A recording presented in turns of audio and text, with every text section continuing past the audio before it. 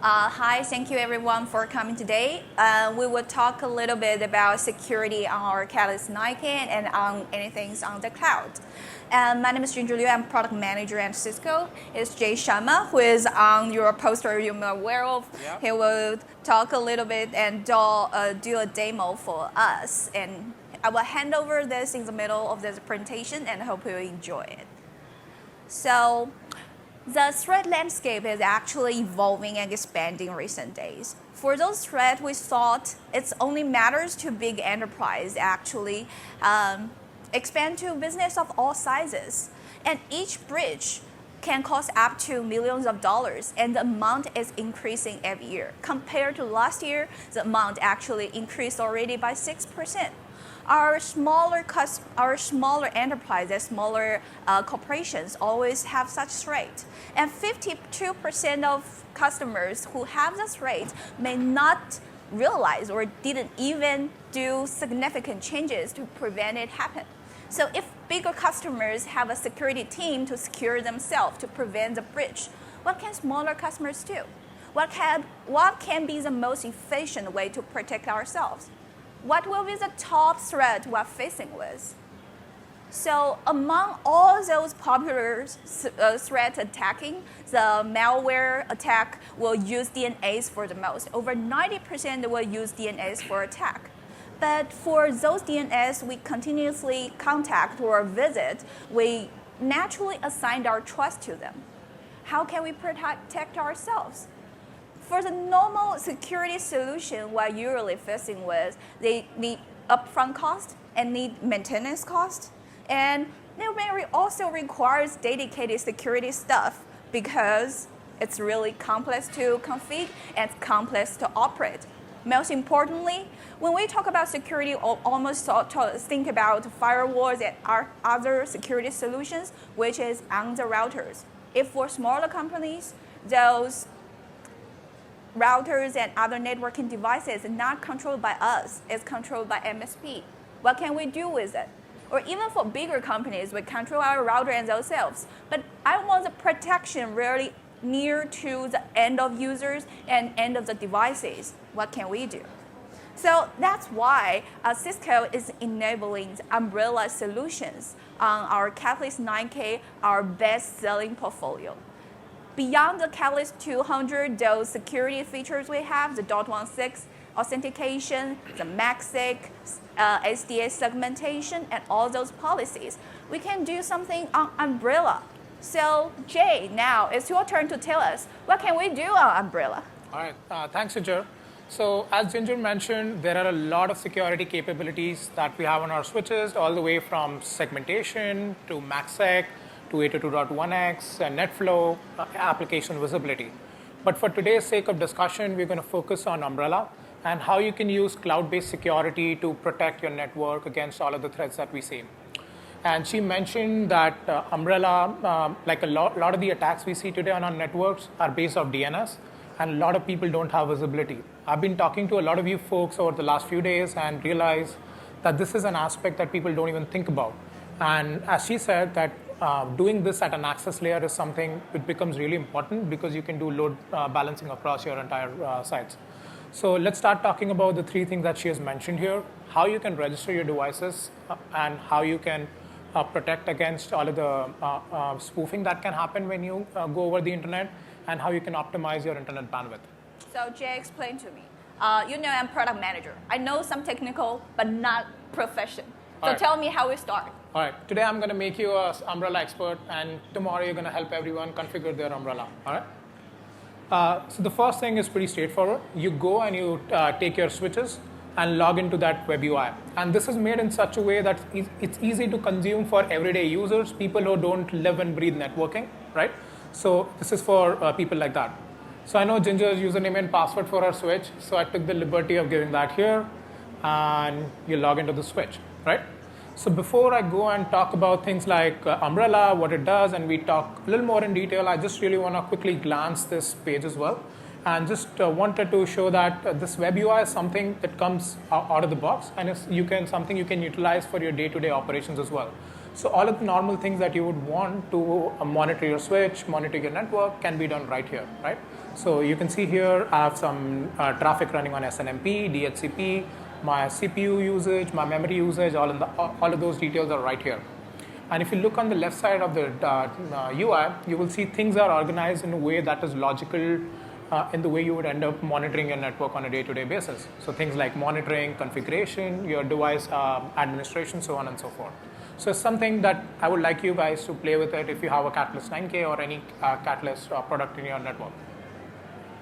So yeah, as I said, things are organized in a logical way. We go under configuration and you will see a tab for security. So all of the security services that we are building on top of this, you can see everything here like TrustSec, threat defense. So for today's conversation, we're going to focus on threat defense, that's where we have our umbrella connector. So all you would want to do is get inside this umbrella connector, and this provides you a very clean interface in terms of the configurations that you're doing, right? We are only asking you for a set of configuration that you need to connect your devices to the cloud. And after that, it's all seamless. So it's a very clean interface for someone who's not worked with it. So even if you don't know how umbrella is working in background, you don't need to understand that. You just go and go to this UI and take it from there. So you see the only mandatory parameter that we have here is registration token. As Ginger mentioned, Umbrella is completely based off cloud. So they have their DNS enforcement across the world. I think around 28 data centers that do all of these policy enforcement. So what you want is your switch to talk to that Umbrella cloud so that they know that it belongs to you, right? There needs to be a mechanism for my switch to tie to my organization. And that's exactly why we need Umbrella registration token. So for that, let's go and take a look at how we do that. So now we're going to jump bases and look at the Umbrella UI that exists. Oh, so it's on a different UI. Yes. Okay. So the UI that you're seeing so far was the switch UI, and now what we're doing is you're accessing your Umbrella Cloud account, right? Sure. So I just go and log into my Umbrella Cloud account, and this is what the dashboard you will see, right? We'll have a different dashboard for every switch or every device I use? No. So with Umbrella, the good part is once you register your device to your Umbrella Cloud, all of the devices, not just switches, but our Aeronet access points, our ISR routers, or if you have an Umbrella appliance that's on your on-prem, you can monitor your entire organization from this one dashboard. So all your access points, you can have all your switches, all your ISR routers being managed through one single dashboard and have consistent policies across your network. So this will give you an entire organization view rather than at a device level view, right? So all you're doing at your device is just registering your device to the cloud. And once that registration is done, everything can be managed from right here. Sounds better. Yeah, it is. So what you would want to do is go under the admin tab and go under API keys. Once you click on API's key, you will see a set of API keys that Umbrella exposes. And these are for different types of services and different types of devices that can register. For today's sake of discussion, we will go to network devices. And that's the API key we need to take in, right? And so this is something that's auto-generated by Umbrella. You just copy it. And in case you want a new token and deregister existing devices, all of that can be done as well. So I copy over my token, and I go back to the same UI on the switch, right? So I copy over my token here, and after that, there's something interesting that we're doing here, right? You see I've dragged some interfaces on Umbrella in. So what that basically means is I don't necessarily have to enforce Umbrella on every single port of my network. It's up to you. If you want to do on every single port, that's fine. Just select those interfaces. But say you just want to monitor and see how things goes, like play out with a couple of interfaces before you roll out to your entire network. So what you would do here is select the interfaces you want to monitor and assign them something called tags. So the configuration actually can be done at port level. Yes. And the good part about that is once you select those ports, you can select policies you want to apply on ports. You can have the same policy on all of the ports, and when that's the case, you will take the same tag and apply to every single interface. But say you want Ginger to have policy A and Jay to have policy B, you have the ability of doing that as well. So if you see in this screen that I'm sharing right now, 1012 has wireless endpoint tag and 104 has Windows tag. So what we have done is, say on a port that's connected on 12, we'll have the policy associated with wireless endpoint, and 104 will have a different policy. And then you just select an interface over which you have internet connectivity where all of the Umbrella traffic can be routed out. So I select that, I apply it. So as soon as I hit apply, that's all I'm going to do at a switch level. I don't need to do anything on top of this. So as soon as I submitted that, you see it's showing me an organization ID. And the way I end up getting that is, since I took the API key, the registration token from my account, it is showing my organization ID. And that's how the switch knows this belongs to your account and not anyone else. So you know the policies that you apply is the one that are selected here. So now everything that we talk about from now on will be done from the Umbrella Cloud, right? That's all you need to do from a switch perspective. And this is true for our Aeronet access points, our Catalyst access points, as well as our ISR routers that we have. The same way you just register your network devices from your on-prem to the cloud. After that, all of that can be managed right here. So now, once you have done that, the next thing you want to do is create policies, right? I don't know policies, I don't want to create it, what can I do? Do some work. Okay, but if you don't want to do that, we have a solution for you as well. So by default, Umbrella will apply all of the best practices, all of the malware protection that we talked about.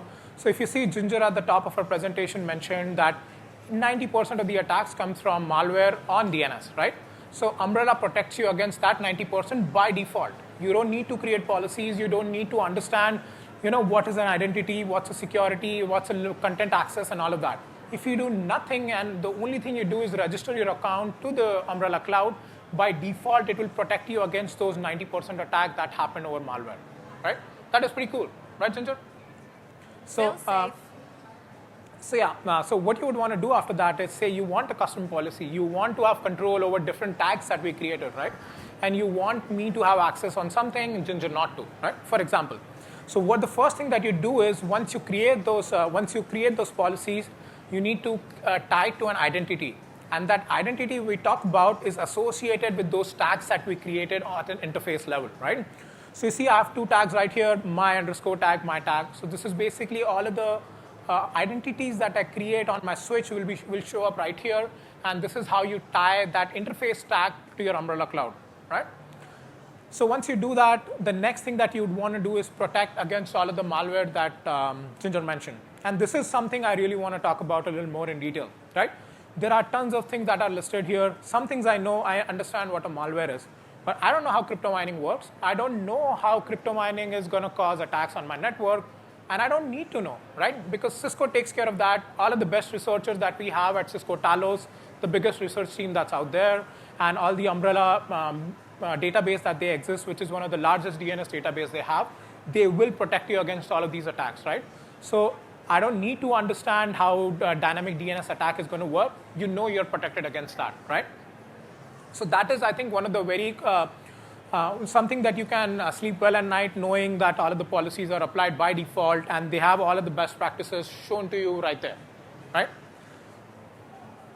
So after confirm my policy is down? Yeah, that's it. That's all you want to do, nothing more. You're protected against that 90% that you were worrying about. It looks like I can manage it as well. Yes. And the next thing that you get here is with respect to content access, right? I understand malware protection is a very important point, and that is what you want to do. But people expect more out of DNS. And if you think about DNS, it's very unique in the sense that at any given point of time, I know what content I'm trying to access, right?